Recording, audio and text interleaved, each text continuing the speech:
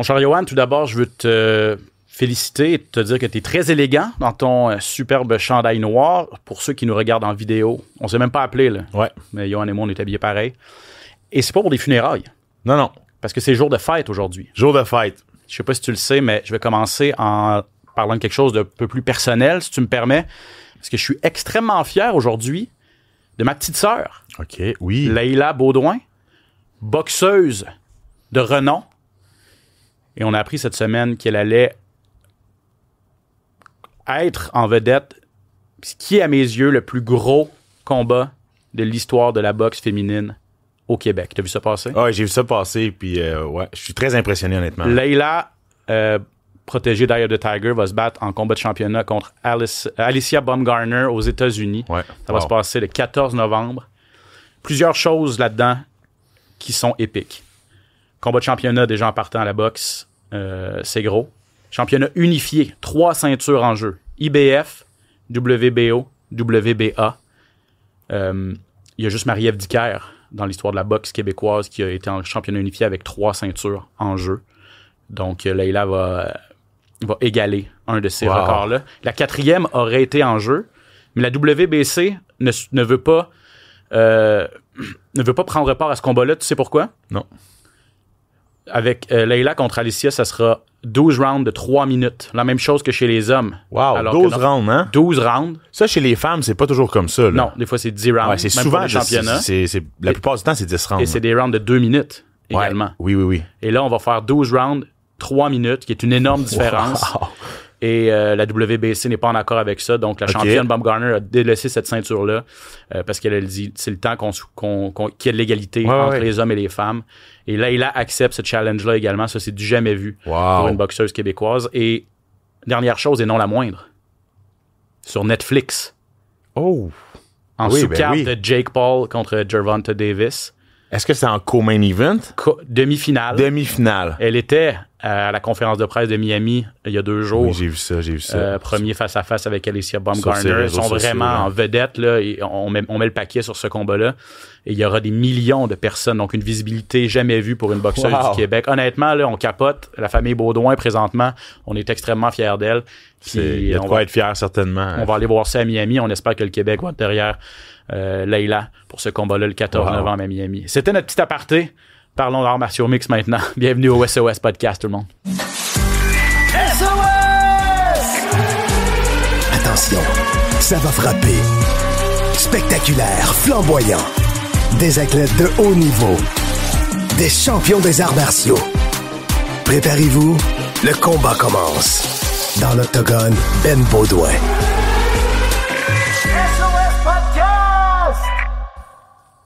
Eh oui, bienvenue à tous. 30e épisode de notre nouveau podcast d'Arts martiaux mix. Yoann, merci encore une fois d'être là avec nous.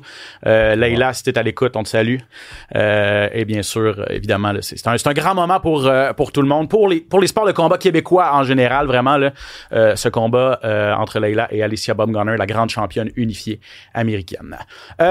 Au menu aujourd'hui, lors de cet épisode, bien sûr, on va mettre la table pour le prochain gala de l'UFC. On reprend le collier du côté de Perth, en Australie, cette fin de semaine. Carlos Ulberg contre Dominique Reyes. On va mettre la table, analyser tout ça. On a des commentaires également des 2 combattants principaux. Comme d'habitude, à la fin de l'émission, on fait le tour de l'actualité et des rumeurs dans le monde des arts martiaux mixtes. Mais tout d'abord, on a un invité. On va commencer l'émission avec un invité de marque et on l'accueille à l'instant. Younes Chatti, qui est le promoteur d'une organisation de kickboxing québécoise. Il y aura un gros gala dans quelques jours du côté du Théâtre Saint-Denis.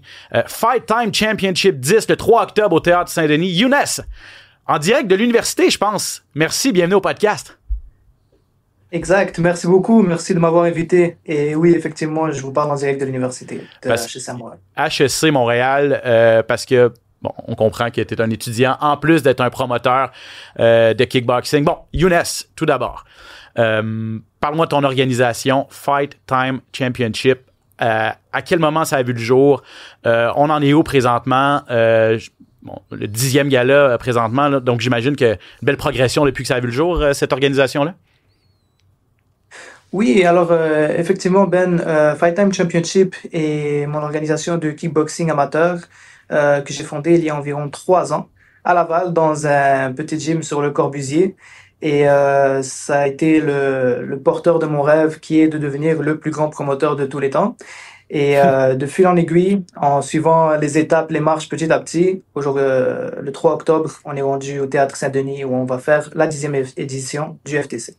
Donc, tu es un gars ambitieux, je pense. Là. Ouais, le plus grand de tous les temps, c'est ça? Exactement. Ouais, puis Younes, moi j'ai eu la chance de pouvoir participer à ton dernier événement. En tant que coach, j'avais un de mes élèves qui participait sur la carte. Puis c'était vraiment un très beau spectacle là. Fait que félicitations, je sais que tu vois grand puis tu fais les choses en grand. Qu'est-ce qui différencie FTC des autres organisations de kickboxing puis de Muay Thai qu'on a ici au Québec là? Alors, tout d'abord, merci à toi, Johan, d'avoir fait partie du gala. C'était ta première fois, j'espère la première de plusieurs, que tu seras parmi nous. Et puis, ce qui nous différencie FTC, je dirais que c'est la modernisation de la promotion du kickboxing. Moi-même, ayant toujours été fan du K1, pour être plus précis, de cette version du kickboxing, j'ai souvent remarqué que la manière de la promouvoir était assez spécifique, peut-être dépassée quelque part. Et donc, moi, j'ai décidé d'approcher cela avec une approche qui est nouvelle et qui rend justice au kickboxing selon nos temps d'aujourd'hui, le rendra plus accessible aux jeunes, et donc c'est cette approche que je suis allé chercher à travers, on peut le voir à travers les réseaux sociaux, le storytelling, la mise en avant de nos combattants québécois. Plusieurs gens ne le savent pas, mais on a un potentiel au Québec immense en kickboxing, immense. On a toujours été un peuple de sport de combat. On a eu des champions dans plusieurs disciplines différentes, même en kickboxing avec Jean-Yves Thériault, Jonathan Dibella qui se bat en ce moment et qui est champion du monde. Et mon but est de montrer ça au grand public et d'aider nos combattants à atteindre le plus haut niveau. C'est quoi la différence, pour ceux qui connaissent ça un petit peu moins, la différence entre le K1 et les autres versions de kickboxing? Pourquoi celle-là en particulier? En fait, le K1 est la version la plus tendance et la plus moderne du kickboxing. Avant, il y avait certaines versions du kickboxing comme le traditionnel, le low kick qui se faisait avec des protèges tibia, un certain nombre de coups de pied sous la ceinture, etc. Bref, des règles qui non seulement n'étaient peut-être pas les plus spectaculaires pour le public d'aujourd'hui, qui est maintenant habitué à des sports de combat assez haute intensité, et aussi qui parfois néglige certains combattants qui viennent de certains sports en particulier comme la boxe anglaise, qui veulent transitionner sur le kickboxing. Le K1 est les arts martiaux mixtes du combat debout.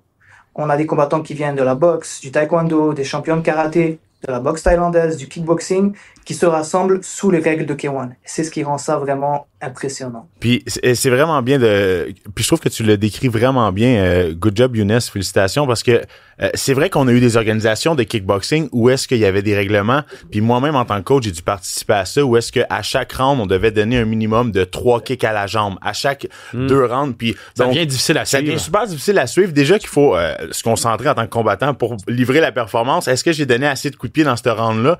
Donc, puis c'est rendu un sport de spectacle. Donc, ce qu'on veut voir, c'est tous les styles mélangés ensemble, un peu comme tu l'as mentionné. Un combattant de karaté contre un pur boxeur qui va un petit peu envoyer des kicks. Donc, c'est ce qui rend ça intéressant. Fait que je suis content. Puis je suis conscient que c'est très difficile à pousser le kickboxing amateur ici au Québec. Donc, c'est tout en ton honneur de travailler dans cette voie-là. Là.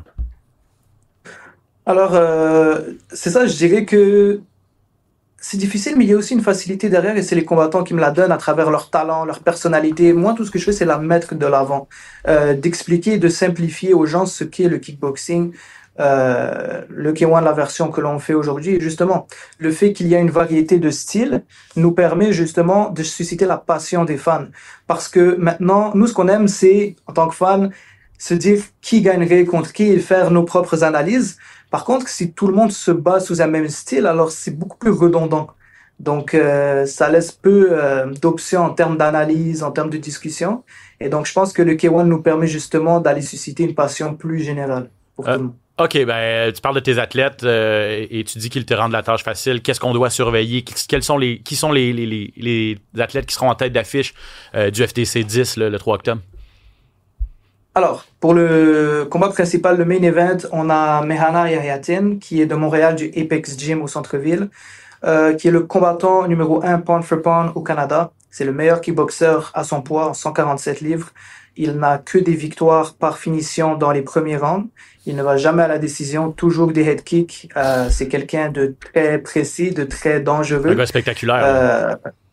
Très, très spectaculaire. Très spectaculaire. Et il affronte l'Américain Alec Wright qui vient du Maximus Gym de Chicago, qui lui avait fait le knockout de l'année chez nous en 2025.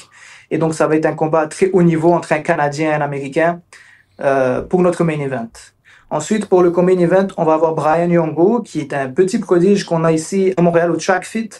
Celui-ci n'a que 6 combats, ce qui est très spécial parce que normalement en classe A, on a des combattants beaucoup plus expérimentés. Mais Brian a réussi à vaincre des combattants qui étaient des champions de Tunisie de kickboxing avec plus de 25 combats, etc. C'est un prodige. Et il va affronter Samuel Bunch, le Montréalais qui avait fait sensation en faisant un chaos spectaculaire au Madison Square Garden cette année. Donc ça, c'est pour le main event. Tu nous les vends bien en plus. Honnêtement, ça donne le goût d'aller découvrir ces combattants-là.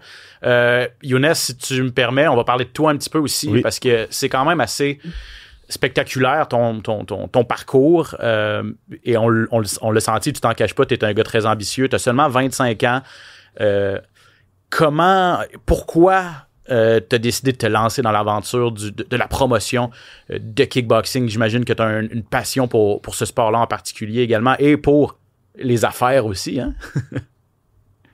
Oui, alors moi, il faut savoir que effectivement, j'étais un passionné de sport de combat depuis quand même assez jeune et en fait, moi, mon intérêt, malgré que j'aimais pratiquer le sport, a toujours été plus fort que moi à travers le business du sport de combat et particulièrement la promotion. J'ai toujours été plus attentif à ce que, par exemple, Dana White, qui est un de mes exemples, disait, plus que n'importe qui d'autre. Et donc, cet intérêt a commencé à monter en moi. Et en fait, je rêvais simplement de remplir des grands stades, de faire la plus grande promotion qu'on ait fait. Et j'ai décidé de prendre mon courage à deux mains, de prendre la vie que je voulais en essayant de le faire. Et puis voilà, donc j'ai commencé à faire ça. Et pour le kickboxing, encore une fois, je pense que c'est vraiment un sport qui a été sous-exploité et sous-coté ici. Et je pense qu'avec certaines méthodes que j'utilise, je peux le ramener au sommet des sports de combat. Yohan, est-ce que t'es coach, là, toi, dans un gym, t'as des jeunes, t'en as envoyé chez Younes. Est-ce que tu sens que... On voit beaucoup les arts martiaux mixtes, bien sûr. Ouais. Là, ça a été mis de l'avant. La boxe, on sait que c'est culturellement chez nous au Québec. Mais est-ce que tu sens un appétit des jeunes peut-être pour d'autres disciplines, kickboxing, jiu-jitsu? Complètement. Puis je trouve qu'on s'est fait... On s'est beaucoup fait... excusez-moi l'expression, on s'est fait éteindre beaucoup. Je pense qu'on a enlevé le rêve à plusieurs jeunes de se lancer dans des carrières de kickboxing amateur parce que c'était pas fédéré ou c'était pas assez encadré. Là, on a une fédération de kickboxing ici au Québec. On recommence à avoir de plus en plus de galas. J'adore ta manière de penser, Younes. J'adore ta vision, ton état d'esprit. J'adore ta manière, comment tu l'expliques. Je pense qu'on a besoin de promoteurs comme ça. Je pense qu'on a besoin de gens qui passent le message de cette manière-là. Fait que... étant un promoteur comme ça, étant un jeune promoteur de 25 ans qui souhaite te développer là-dedans, qu'est-ce qui ferait en sorte comment les gens pourraient aider? Qu'est-ce qui ferait en sorte que ça t'aiderait à développer en tant que promoteur? Qu'est-ce qu'on peut faire, nous, les gens, pour aider à développer le kickboxing? Alors, simplement d'être curieux, de donner une chance au kickboxing. Ce qui est ironique, c'est que le kickboxing est un des sports de combat les plus vieux, mais nous, on l'approche comme étant un sport nouveau dans les yeux des fans, parce que si je demande à quelqu'un dans la rue, est-ce que tu connais le kickboxing, il va me dire oui. Par contre, est-ce qu'il est au courant de l'état du kickboxing aujourd'hui, de ce qui se passe aujourd'hui avec le kickboxing? Non. Et donc, en fait, c'est ça, on essaie de le ramener comme un nouveau sport. Donc, d'être curieux, de venir regarder, parce que en toute confiance en moi-même, mon équipe et à nos combattants qu'on ramène bien évidemment du Québec, mais à travers le pays et même à l'international, j'ai confiance qu'une fois que n'importe qui est curieux et de bonne volonté vient assister à nos galas, sa perception va complètement changer. Je le dis avec confiance. Et donc, c'est simplement de donner une chance au kickboxing, simplement. Avant de te laisser partir, et le message est lancé, puis c'est un bon... Effectivement, la curiosité, puis essayer de découvrir de nouveaux sports. Juste avant de te laisser partir, parce que là, moi, ça me fascine, et tu dis que tu as toujours été plus... Tu sais, oui, t'es un passionné du sport, mais les stratégies en arrière, on voit que c'est ça qui t'allume vraiment. Si je te dis Jake Paul, Dana White, Camille Estefan, Eddie Hearn en boxe, qui dans ces personnes-là, selon toi, est le meilleur promoteur? Est-ce que tu as des modèles? Puis est-ce que tu sens que justement un Jake Paul qui arrive et a un peu bouleversé le monde de la boxe, c'est quelque chose, c'est quelqu'un que tu pourrais peut-être, sans copier, mais suivre un peu ses traces? Alors, oui, absolument. Je dirais que chaque promoteur que vous avez cité sont très bons et ont tous leur manière de promouvoir. Par exemple, Jake Paul avec son personal branding, Dana White avec son immense savoir-faire, etc. Donc, chacun a ses méthodes et je m'inspire de chacun d'entre eux. Mm-hmm. Après, évidemment, je pense me relier un peu plus à Dana White de par son histoire qui commence de très bas et qui arrive très haut, et aussi, encore une fois, l'amour du sport que j'ai en moi. Je pense que je le vois surtout chez cet homme. Ben, aïe, honnêtement, c'est inspirant, Younes. Je le répète, 25 ans. Tu veux amener ça où, FTC? Dans tes rêves les plus fous, qu'est-ce qui se passe dans les prochaines années?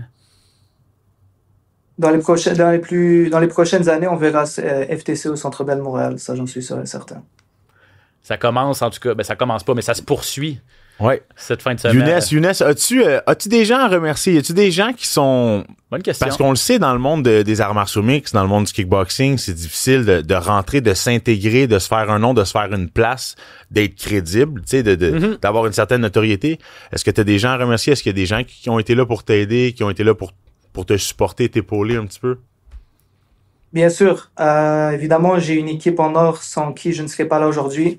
Je pense notamment à mon bras droit, Darren, à mon ami Saïd, à mes parents. Je pense à Jeremy Robin, qui a été aussi un mentor pour moi, à Dave Morin, qui m'a accompagné, le président de la Fédération de kickboxing du Québec, qui a fait en sorte que le kickboxing amateur puisse être pratiqué ici chez nous. Mes partenaires, Spark Energy et Middleman, qui m'ont supporté depuis le début. J'en ai plein d'autres à remercier, mais ces gens-là en particulier, je tenais à le dire. Beau travail, Younes.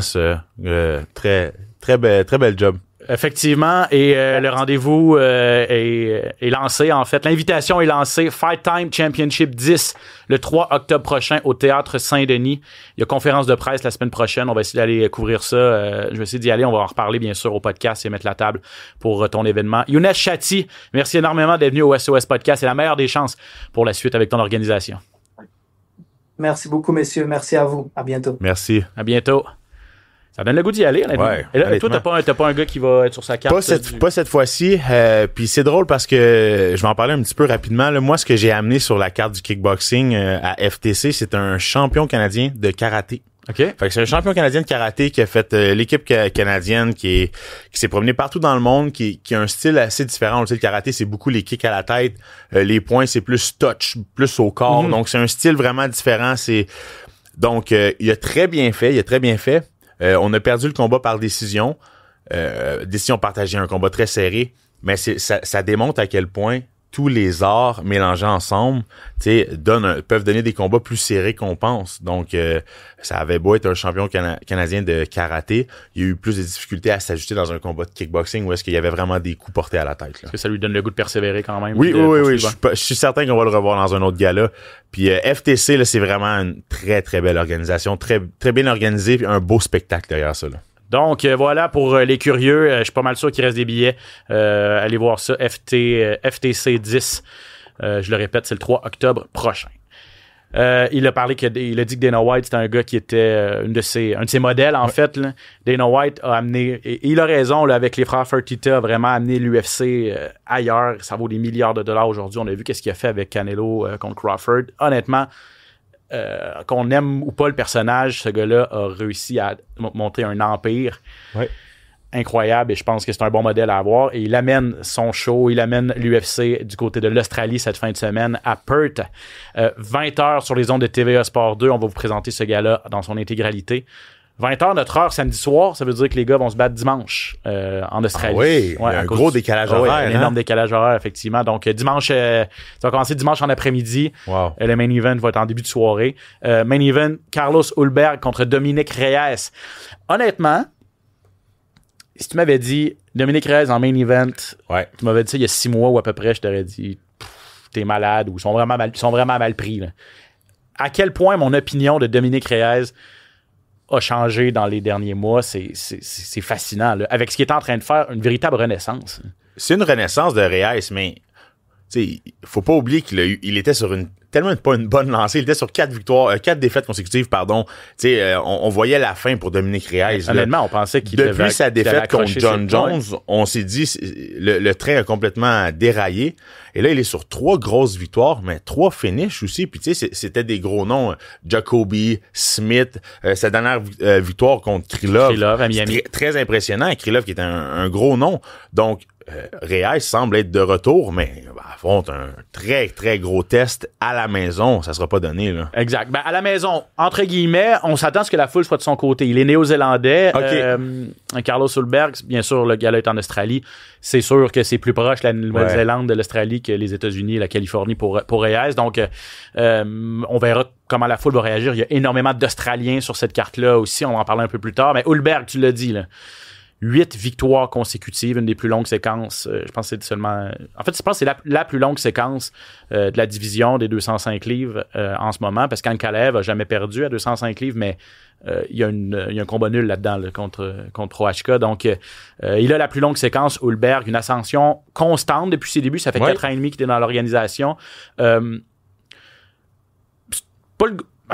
C'est un gars qui est capable d'être très spectaculaire. Il y a des KO vraiment rapides. Une grosse force de frappe. C'est tout un athlète. Oui. On parlait de kickboxing avec Younes. C'est un gars qui a un gros bagage de kickboxing aussi. Est-ce que tu le considères comme vraiment un prétendant, Carlos Ulberg, à ce stade-ci de sa carrière, après 4 ans et demi dans l'UFC, ce que tu as vu de lui? Je le trouve encore un petit peu jeune dans sa carrière, malgré que ça fait 4 ans qu'il est là. Il a perdu son premier combat. Ça, je trouve ça intéressant. Tu perds ton premier combat, tu réussis à te relever, tu gagnes 8 combats consécutifs.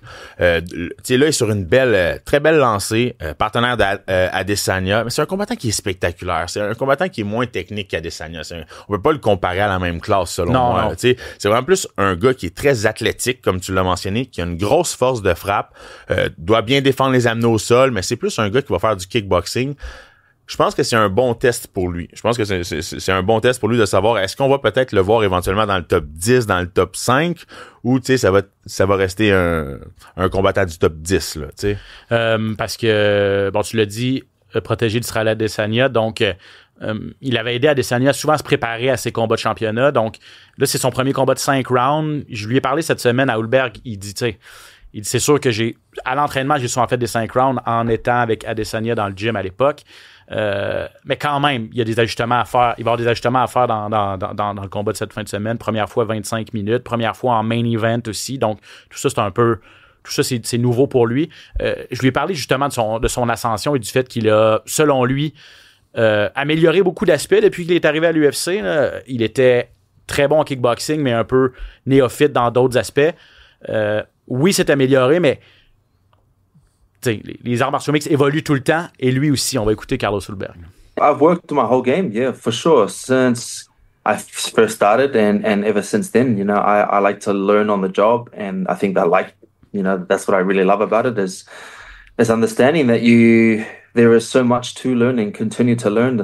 And I said that the game is quickly evolving, so you have to stay on your feet, right? So trying to adapt where I can, and also just be better at what I am good at as well. Mm-hmm. So I don't want to go there and change up my whole game. But if it comes, it comes, and I'm ready for anything. Oui, parce que ça reste un jeune combattant, là. 34 ans seulement. C'est ça, il n'est pas si jeune en termes d'âge, mais pas énormément d'expérience en termes de combattant, c'est ça. Ce que je voulais dire en termes de jeunesse, c'est surtout que il est sur 8 victoires consécutives. Il semble pas être très hypothéqué. Il semble pas avoir subi de gros KO. On semble très lucide en tant que combattant. Selon moi, il est vraiment au sommet de ses performances en ce moment. Dernière grosse victoire contre Blachowicz, Ozdemir juste avant ça. C'est des victoires quand même assez convaincantes. C'est des grosses victoires, tu sais. Donc, selon moi, avec une victoire contre Reyes, va vraiment solidifier son approche du top 5, selon moi. Ben, il est déjà troisième, en fait. Ah, il est classé Il troisième. est déjà troisième avec cette séquence de 8 victoires. Tu l'as dit. C'est parce que sa victoire contre Blachowicz était un petit peu controversée. C'était pas un combat ultra spectaculaire parce qu'il avait été très prudent. Et je lui en ai parlé un petit peu. Il a dit, tu sais, il dit oui, j'ai été prudent. Tu sais, ça a été beaucoup de coups de pied dans les jambes, rester à distance, tout ça. Il dit, mais l'important, c'est d'aller chercher la victoire parce que, tu sais, ça sert à quoi de me mettre en danger contre Blachowicz qui frappe tellement fort. La puissance polonaise, là, je veux dire, le Polish Power là, de Blachowicz, on l'a vu. Puis il a raison. Pourquoi aller se mettre en danger puis donner un spectacle quand t'es plus athlétique, t'es plus rapide, t'as un meilleur jeu de pied. Il a utilisé cette stratégie-là, ça a payé, il a gagné son combat. Il pense qu'avec une victoire contre Reyes cette semaine, il en a avec 9 victoires de suite. Ouais, c'est sûr qu'il s'approche d'un combat de championnat. Là. Du côté de Reyes, on a parlé un petit peu de sa renaissance, mais juste pour vous mettre en perspective tout ça, là, c'est ça. 4 défaites de suite après sa défaite contre John Jones. On pensait qu'il était fini, moi le premier. Il a été sur la touche pendant 1 an et demi en raison d'une grave condition. Il a eu une thrombose veineuse profonde. Okay? Ça, c'est d'un gros caillot de sang qui s'est formé dans une artère de sa jambe. Et évidemment, il y a un danger que ce caillot-là ou des morceaux se détachent et aillent dans les veines, bloquer des veines importantes et tout ça. Et tu peux mourir. Là. Il m'a dit en entrevue, il dit le médecin me dit, tu sais, oui, on se donne des médicaments, on tente d'éclaircir le sang et tout ça, mais on peut pas aller vraiment retirer le caillot là, au complet. Donc, il dit, c'est un peu comme une loterie. Là. Il dit, si tu te réveilles le lendemain matin, c'est parce que tu as été chanceux cette nuit. Wow. Le caillot s'est pas détaché. Puis chaque jour est un cadeau, dans son cas, jusqu'à temps que les médicaments fassent effet et qu'on réussisse à régler la situation. Donc, il s'en est sorti. Il est de retour avec une attitude complètement nouvelle. Et c'est depuis qu'il a été sur la touche pendant 1 an et demi. C'est à son retour après qu'il a commencé à gagner et des victoires spectaculaires. Des KO au premier round, deuxième des grosses round. victoires. Là. Et vous allez l'entendre. C'est vraiment... Tu sais, avant, sur sa séquence de défaites, c'est pas qu'il voulait plus être combattant. C'est juste qu'il avait plus la motivation, puis il y avait la frustration, puis il allait de reculons s'entraîner, puis il n'y a rien qui fonctionnait. En ayant changé complètement son attitude et en se disant « Wow, je suis chanceux de vivre de ma passion et de vivre de mon sport. Et dorénavant, je ne prends plus rien pour acquis. » Ça a changé ça d'un bout à l'autre et il a retrouvé le succès. Donc, on va écouter Dominique Reyes là-dessus. The power of gratitude and love is unmatched, man. There's things you can't measure, and that's one of those things. I just feel so grateful, man, to be here and to train and fight and have my team with me. And, you know, it's like one day, maybe soon, maybe later, I won't have this. You know, all this will be gone. And I'm just relishing in it as it's here, you know, and enjoying every moment. And I'm just living the dream, man. I'm living my dream right now. And couldn't be any better right now. Donc, c'est sûr que quand tu frôles la mort, ça t'amène une autre perspective sur la vie, hein? Ouais, puis tu sais, je veux dire, il y a eu une belle carrière. Dominique Reyes a vraiment eu des beaux moments. Tout le monde pensait qu'il s'était... Tout le monde considère qu'il... la plupart des gens considèrent qu'il a gagné contre John Jones. Ouais, encore maintenant, on considère qu'il a gagné contre John Jones. Donc, ayant eu un moment aussi difficile, là, il remonte la pente. C'est tout à son avantage, c'est tout à son honneur. Puis en ce moment, il a tout à gagner, selon moi. 100%. Donc, profite pleinement de cette vie-là. Puis comme il l'a mentionné, il dit, je le vis mon rêve en ce moment. Donc, tant mieux pour lui s'il est en mesure de le réaliser. Là. Parce qu'il faut pas oublier que ce gars-là, il était invaincu avant d'affronter John Jones. Et là, plusieurs pensent qu'il a gagné. Donc, ce gars-là est un énorme talent. Ouais. Et ça disparaît pas. Et ça prouve à quel point il y a une grosse partie de ce sport-là qui est psychologique. Oui. La chaîne a débarqué. Il n'a pas perdu son talent du jour au lendemain. Là. Non. Il est moins motivé, frustré. Ça fait que les performances sont pas là.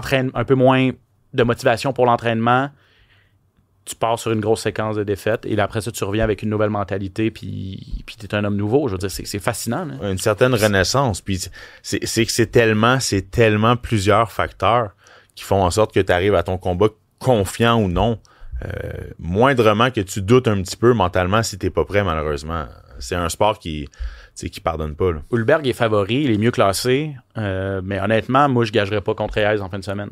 Reyes a beaucoup d'expérience, a déjà fait 5 rounds. Comme tu l'as dit, il n'y a rien à perdre, en plus. Exactement. Et en plus, le championnat de cette division-là est en jeu la semaine suivante, le 4 octobre, à l'UFC 320, Ankalaev contre Pereira.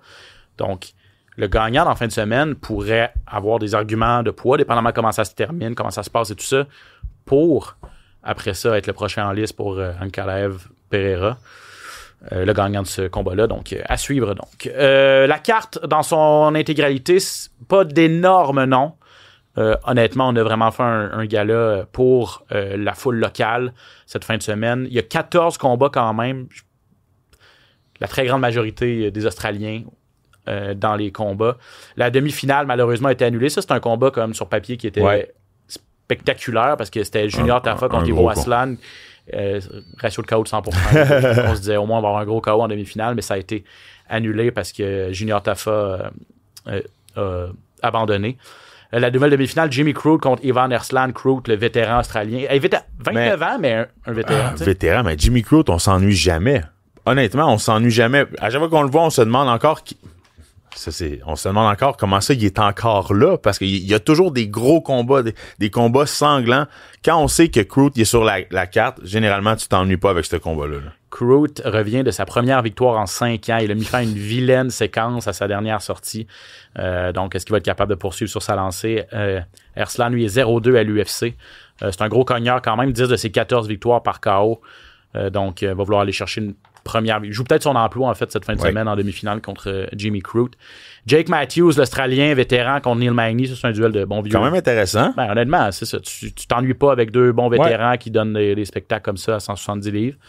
Navajo Sterling, ça, c'est un coéquipier, en fait, de Carlos Hulberg. Même équipe, c'était kickboxing contre Rodolfo Bellato, le Brésilien. Donc, deux gars qui sont...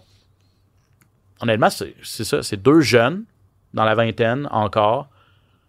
Deux spécialistes du combat debout. Deux spécialistes du combat debout, effectivement. Peut-être Bellato un peu plus... Complet, je dirais. Complet, parce 4 soumissions à sa fiche. C'est ça. Mais fiche de Sterling, 7-0. Fiche de Bellato, 12-2. Ouais. Donc, quand même, deux jeunes loups qui... Deux jeunes loups qui débutent dans l'organisation, mais qui vont nous donner un spectacle très spectaculaire, d'après moi, un gros combat. Là. Et moi, j'aurais mon œil sur deux combats féminins en tout début de carte. Je trouve vraiment qu'on manque de respect envers ces 4 filles-là, en fait, de les avoir placées en tout début comme ça. Loma Lookboonmee, combattante thaïlandaise, vétérane, classée 14e à 115 livres quand même. Donc, sur la carte, il n'y a pas d'autres combattants classés. Elle est la seule qui est dans les classements et on la met c'est le premier combat de la carte. Elle affronte Alexia Tainara, qui est une Brésilienne, qui a envoyé Molly McCann à la retraite au mois de mars. Une grosse une fille ultra puissante. 6-0. Qui est 6-0 exactement. Non, en fait, Tainara est 12-1. Et 12-1, si je ne me trompe pas. Elle n'a jamais perdu. Elle a perdu une seule fois dans sa cage. Je vais aller juste vérifier. Ouais, elle est 12-1, OK. Donne-moi 2. C'est elle qui a envoyé Molly McCann à son dernier combat. Exactement. Excuse-moi, je vais parler dans le micro. C'était par soumission, si je me trompe pas. Si je me trompe pas, c'était par soumission, mais elle avait violenté. Elle avait passé sur elle. Je me souviens. Elle n'avait fait qu'une bouchée. Au premier round, si je me trompe pas. C'était tôt dans le combat, effectivement. En partant elle le est 12-1, Alex. En tout cas, bref, tout ça pour dire que ce combat-là, et cette combattante-là, en tant que telle, honnêtement, ce qu'elle nous avait montré contre McCann, ça pique ma curiosité. Et Michelle Montague, qui est une néo-zélandaise, elle affronte la vétérane Luana Carolina. Montague fait ses débuts dans l'organisation de l'UFC. Fiche de 6 victoires, aucune défaite. 6 victoires par étranglement arrière. Wow. C'est vraiment sa spécialité. C'est toute une athlète. Okay. Et c'est une fille qui se battait à la PFL à 145 livres. Oh. Elle est 5-0 à PFL Bellator. Donc, pas dans n'importe quelle organisation. Oui, non, c'est des grosses organisations. C'est des grosses organisations. Et là, elle arrive à l'UFC à 135 livres. Donc, en plus, il a réussi à faire le poids. Avantage au niveau de la force physique, probablement. Mais c'est vrai ce que tu dis. Avec les fiches de ces filles-là, 12-1, 5-0, 6-0, classé. Lookboonmee est 10-3. 10-3. on les met en partant le show. On aurait clairement pu mettre un de ces combats-là en carte principale. Là. Certainement, là. Tu sais, Loma Lookboonmee a 4 victoires consécutives et elle a une fiche de 7-2 à l'UFC. C'est une des meilleures combattantes à 115 livres au monde. Écoute. Puis on la met en le premier combat de la soirée. Lorsque tu as 6 combats et que tu as 6 victoires, 6 real naked choke, c'est impressionnant. C'est ça. Donc, honnêtement, moi, je suis d'accord avec toi. Là-dessus, là, je suis vraiment d'accord. Je suis mitigé. Je trouve qu'il y a peut-être une stratégie derrière tout ça de dire on va les mettre en partant. C'est les gens vont se présenter plus tôt. En même temps, normalement, on essaie de les mettre plus tard sur la carte pour leur donner plus d'exposure. Bref, tout ça pour dire, ne manquez pas le tout début de la carte si vous avez la chance, parce que moi, c'est des combattantes qui piquent vraiment ma curiosité. On va passer aux actualités maintenant. Rumeurs, échos, coulisses, les plus récentes nouvelles. Le hype UFC. On a eu une mauvaise nouvelle au cours de la dernière semaine. On a appris que Rafael Fiziev devait déclarer forfait de son combat à l'UFC Rio contre Charles Oliveira. Donc ça, c'est décevant. Mais au moins, le plan B est quand même intéressant. Mateusz Gamrot qui a mis au défi Charles Oliveira, qui sera défi accepté et qui sera en finale. Ça, c'est un gala qui va avoir lieu le 11 octobre, donc c'est dans 2 semaines. Gamrot contre Charles Oliveira, ça te parle? Ça me parle certainement. Écoute, on veut tout le temps voir Charles Oliveira se battre. C'est un test un petit peu différent. Gamrot, c'est vraiment différent de Fiziev, selon moi. Fiziev, qui est un spécialiste du kickboxing, aussi bon avec ses mains qu'avec ses pieds. Gamrot, très complet. Mais si je me trompe pas, c'est sa lutte qui est dominante à Gamrot. Puis oui, on le sait que Oliveira a un bon jiu-jitsu brésilien. Par contre, la lutte de Gamrot, c'est une lutte qui travaille beaucoup au niveau des positions, des bonnes positions, du gros ground and pound, beaucoup de scramble, pardon l'expression, mais ça veut dire que c'est toujours en mouvement, toujours en train de bouger. Oliveira, lui, aime ça quand on prend une position, qu'on bouge pas trop pour aller chercher une soumission. Donc, j'ai hâte de voir comment Oliveira va pouvoir s'ajouter. Chose sûre, c'est que c'est pas le même camp d'entraînement pour les deux combattants. Oliveira s'est entraîné pour Fiziev, là, ça en va se battre contre Gamrot. La préparation est pas la même du tout. Oliveira est tellement bon avec ses soumissions, par contre, que si ça va au sol, même s'il est sur son dos, possible, oui. Si Gamrot le lutte et décide d'amener ça dans ce monde-là, il y a un énorme danger pour Gamrot de se faire passer une soumission par Oliveira. Ouais. Comment le Brésilien va-t-il rebondir après son KO percutant subi aux mains de Topuria également? Ça va être une grosse question qu'on va avoir. Tu sais, je regarde la fiche de Gamrot, là. Il revient d'une victoire contre Ludovic Klein. Perdu une décision partagée contre Dan Hooker avant ça en août de l'an dernier. Je pense dans sa carrière, il a déjà battu Rafael Dos Anjos, il a déjà battu Fiziev. Fiziev qui s'était blessé par contre dans le combat. Il a battu Arman Tsarukyan en 2022. Wow, ouais. Dans un combat, je me rappelle, ce combat-là était beaucoup de lutte. Intense. Ouais, je me souviens, c'était des deux côtés, c'était incroyable. Puis les deux, c'était un 5 rounds. C'était un main event et puis les deux avaient tout donné. Ça a vraiment été serré en faveur de Gamrot. Bref, honnêtement, c'est un bon... Comme plan B, on a vu pire. Oui, exactement. Il est toujours classé. Il est 25-3 dans sa carrière, classé de 8e à 8e. En fait, c'est qu'en ce moment, c'est une chance en or pour Gamrot. 100%. D'aller mettre Oliveira sur son CV, de monter dans... Il rentrerait dans le top 5. Exactement. Donc, tu sais, pour lui, c'est une opportunité grandiose. Est-ce qu'il était en forme physique? Est-ce que 2 semaines, tu sais, on va voir parce qu'il a quand même accepté le combat à 2 semaines. Mais bon, une chose est sûre, on est content d'avoir un remplaçant. Exactement. Donc, cette carte-là, 11 octobre prochain, Gamrot contre Charles Oliveira. Pourquoi ne pas parler encore de l'UFC Maison-Blanche? Honnêtement, c'est comme une éclipse médiatique parce que depuis qu'on a annoncé qu'on voulait faire cet immense événement-là, des gens dont on n'avait pas entendu parler depuis longtemps, sortent un petit peu des buissons puis ils disent « Hey, j'existe. » Puis honnêtement, là, je me demande à ce stade-ci, est-ce qu'on est en 2025 ou on est en 2015? Parce qu'on a parlé de Conor McGregor, là, ça semble de plus en plus confirmé qu'il va affronter Chandler. Mais là, moi, j'ai entendu parler de quelque chose. Vas-y. Puis si ça a lieu, là, il faut que je sois à la Maison-Blanche pour voir ce combat-là. OK. Parce que là, j'ai entendu parler, puis en plus, si j'ai la chance, je vais pouvoir bouger avec lui au Tristar Gym. On a le retour de Rory McDonald. Oui, c'est vrai. Rory McDonald. Contre Lawler. Qui est selon moi, après Georges Saint-Pierre, là, un des plus grands combattants que le Tristar a eu. Écoutez, le Canada. Oh, wow. Tellement talentueux, tellement élégant à voir combattre.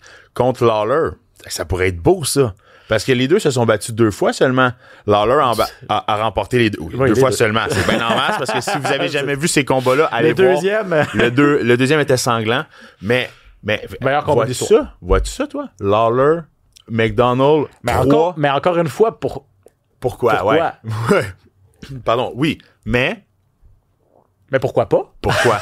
Mais, tu sais, je veux dire, les deux, ça finaliserait un petit peu, mais non. Lawler a finalisé la boucle avec le deuxième combat, là, tu sais. C'est ça. Mais psychologiquement, est-ce que Rory veut y retourner là? C'est ça. Rory voulait plus rien savoir mais Rory s'est même pas présenté à sa... Parce que ce combat-là a été intronisé au Panthéon, au Temple de la Renommée de la UFC. Rory s'est pas présenté. Il dit, moi, je veux plus rien savoir des arts martiaux mixtes. Là, moi, il est passé complètement à autre chose. Là, clairement, il est revenu s'entraîner, tout ça. Ouais. Ça commence à revenir, mais à la fin, et on peut faire le parallèle avec Reyes, tu sais. C'était rendu une job pour lui, il gagnait sa vie avec ça. Il a fini à la PFL. Ça a vraiment pas été comme prévu. Il n'a pas eu les succès escomptés. Puis lui, c'est comme la porte est fermée après ça, puis je veux plus rien savoir, je passe à autre chose. Donc, c'est toute une question de motivation et de perspective, de comment tu le vois. Ouais, exactement. Parce que je pense qu'avec la bonne état d'esprit, la bonne vision, ça reste des athlètes de haut niveau. En ce moment, il est dans le gym, il a l'air très dominant, il a l'air très performant, il a l'air bien dans sa peau. On sait jamais. Puis là, il y a Ronda Rousey aussi, qui sort des boulamites, puis qui met des vidéos d'elle qui revient à s'entraîner en striking. Le retour des vétérans. Ben, c'est ça. Tu sais, on revient 10 ans en arrière avec tous ces noms-là. Ça va vendre. Ça va vendre. C'est des méga vedettes. Rousey et Conor McGregor, c'est peut-être les 2 plus grandes vedettes de l'histoire de l'organisation. Ouais.